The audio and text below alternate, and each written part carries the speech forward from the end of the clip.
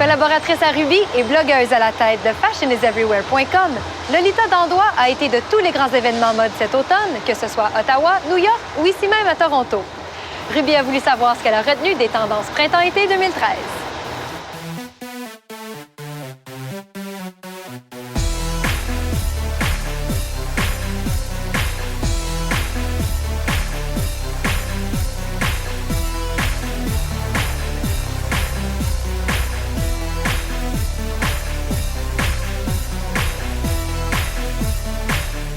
Tu as la chance de te promener beaucoup cet automne, de courir les défilés, les événements mode. Commençons par Ottawa. Qu'est-ce qui t'a marqué? À Ottawa, j'ai été très agréablement surprise cette saison parce qu'on a souvent tendance à penser qu'Ottawa, c'est une petite semaine de mode puis qu'on va pas nécessairement y trouver notre compte. Mais vraiment, il y a eu des très belles choses. Il y a eu beaucoup de designers et il y en a un qui m'est resté à l'esprit, c'est Andy Juan Nguyen de YDNA, c'est le nom de sa marque. Déjà, en plus d'avoir offert une collection qui était vraiment très belle, il a vraiment mis toute une théâtralité autour de son défilé. Puis ça, je trouve ça vraiment intéressant parce qu'il ne faut pas oublier qu'on est à un fashion show. Et donc, ce côté spectacle, des fois, c'est bien d'avoir. Puis aussi, il y a eu Christian Chenaille. Christian Chenaille, qui est un designer montréalais, qui n'a pas présenté à Montréal, mais qui nous a présenté une collection qui était, à mon avis, sa plus forte depuis longtemps. Il a fait une collection tout en blanc et noir, vraiment très inspirée du Tuxedo d'Yves Saint-Laurent. Donc, c'était vraiment des classiques, des choses que les femmes vont avoir envie de porter. Donc, vraiment deux extrêmes, mais deux dont je me souviendrai.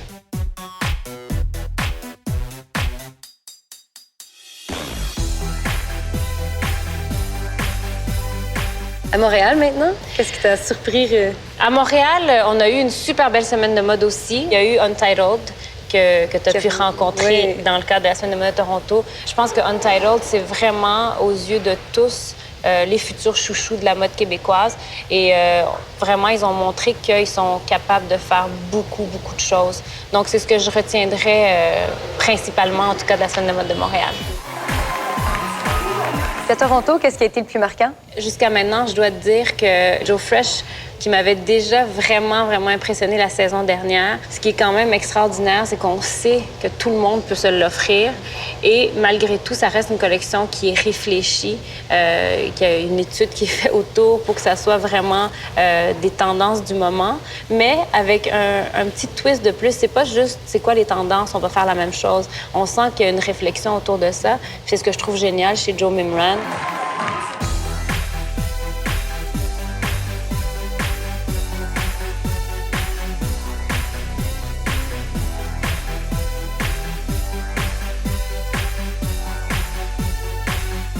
Tout ce que tu as vu cet automne, et je sais qu'il y en a beaucoup, est-ce que tu peux nous résumer les grandes tendances? Qu'est-ce qu'on devrait porter? Qu'est-ce qu'on va voir pour printemps-été 2013? C'est dur après tout ça. Mais comme je disais tout à l'heure, je parlais des rayures, du côté très graphique, des imprimés. Ça, c'est sûr que c'est quelque chose qu'il faut absolument avoir dans sa ligne de mire pour l'été. Il ne faut pas avoir peur d'oser. Tout le monde offre des imprimés, des mélanges d'imprimés auxquels tu ne penses pas nécessairement, qui peuvent parfois même un peu faire tapisserie, mais qui sont super beaux. Donc, je dirais, l'année dernière, on a surtout osé la couleur. Donc, l'été, il y avait des couleurs très vives qui apparaissaient. Puis cette saison, c'est plutôt les imprimés qu'on ose. Puis sinon, ce que j'ai remarqué aussi, c'est qu'il y a une grande influence du vestiaire sportif, donc des vêtements sport. On appelle ça la tendance sportif chic. Donc, je pense qu'il y a une grande influence du sport dans la mode en ce moment. Puis je trouve ça vraiment bien parce que c'est des vêtements qu'on peut porter. Donc, il y a ça que j'ai remarqué. Puis sinon, il y a beaucoup d'inspiration asiatique. On l'a vu à Montréal, on l'a vu ici avec Arthur Mendonça, les ceintures façon obi, là, les ceintures japonaises. Puis on le ressent un peu partout. Puis ça doit être justement parce que l'Asie est très émergente en ce moment, puis elle influence beaucoup de gens. Donc, c'est ce que je dirais que j'ai remarqué.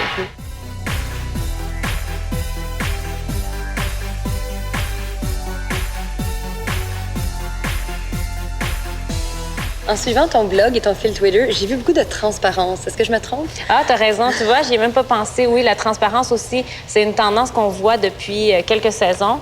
Mais c'est vrai que cet été, ça va être très fort. C'est sûr qu'il faut il faut avoir envie de la porter. Ça, c'est plus difficile à porter, mais il y a toujours moyen de mettre par exemple, une camisole en dessous d'une blouse transparente, puis même chose, même porter un legging en dessous d'un pantalon transparent, parce que c'est plus seulement les hauts qui sont transparents, on voit aussi des pantalons. Puis c'est vraiment beau, c'est chic, c'est féminin.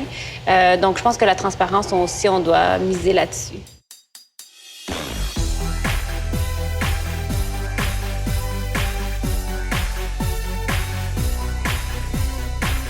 Tu as l'air d'avoir beaucoup de plaisir là-dedans. C'est clair, je trouve qu'on est chanceux de pouvoir voyager comme ça, de venir regarder les semaines de mode. Moi, je ne changerais pas d'emploi. Mais on aime bien te suivre, en tout cas. Merci. Merci, Lolita.